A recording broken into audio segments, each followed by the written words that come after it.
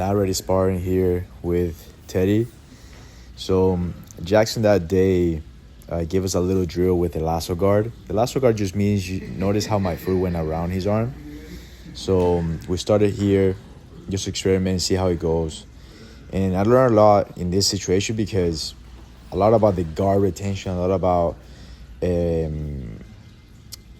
retaining the guard is a lot of where your foot is at. And even though I have the lasso guard, I didn't put much of any trouble for Teddy to pass. So notice how he just quickly rotated me away and making my foot, even though the connection is there on his arm, even though that is maybe bothering him, he still passed in a position that was advantageous for him. So now I got to restart again and recover it. So here I am making sure that I'm keeping myself moving all the time, keeping my hands safe, and then in the inside position. Remember, the inside position is where anything in whatever that is closest to you, either shoulder line or the hip line. I want to keep my hands right there with a good structure, meaning my elbows close to my body. I don't want to extend too much. And that's what Teddy's going to try to do, extend my arms away, make sure that he gets under my elbows to get under my shoulders. So here again, I get a second chance to practice the guard retention here, keep my feet in front of Teddy. And notice how Teddy, the moment that he feels that there's no tension, there's no threat, he's going to rotate me again and pass. So he keeps my feet on the ground, try to make sure that he can be able to rotate. He does it again. So notice how my feet just wasn't connected enough for me to be able to threat him at all. So here I threat him on get his arm, and I recover the guard again. So here I started to see like, okay, I cannot threat him too much on the torso. Let me at least connect on the legs so that it's a little bit harder for him to pass. So that's what I do here, and see if that works a little bit more. Like you see, notice how my foot is bending his knee. Get then as well some torso connections here if I can, like on the lapel. Teddy addresses right away because that changes the level of the problem now. So I keep that connection there. He closes the distance.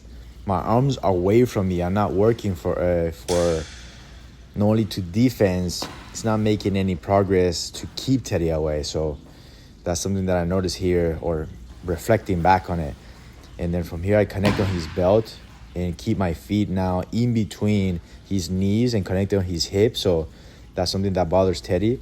And I'm making sure that I will balance him so I can keep his hands away from his body. So that's something that is important. Here we notice that we were close to the camera, so we go back and we restart again, same position. So each time you can see myself adjusting, and that's part of training. Like getting the experience on the training, reflecting back on it. If you could record it, that would be the best, because then you can see this type of errors and then they fix them. And then as well, give yourself some awareness of like, okay, at least I fixed them, and then what did I do to fix them, and what is some of the troubles that I got from my partner.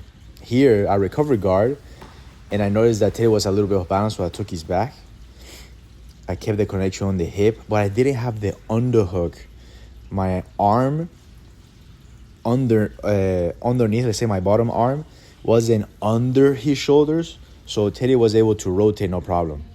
So I just grabbed his collar to just keep him close, but he could rotate no problem with ease. And then from here, he's in half guard position. He can be able to go underneath me. So I'm trying to make sure that my legs stay connected and keeping myself based out. So you see, I could try to control his posture. I based out.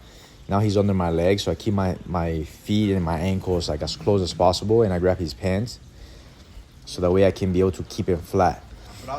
In a second or two, I think Jack is going to pass through, and he's going to tell me in Portuguese, hey, hug his leg, go under his leg. So I'm grabbing his pant from the outside, but Jackson tells me to actually hug his leg, and that actually helps me to flat his hip, so that way it's harder for him to sweep me. So notice now his hip is flat on the ground, and that's actually harder for Teddy to be able to sweep, to be able to move me around. So even though that I have a grip on the outside, try to do the same job, actually hugging keeps my structure sound, and it's harder for him to sweep. And it was actually very successful. So when you have the other black belt on the side, give you coaching advice, Listen to it. Great roll.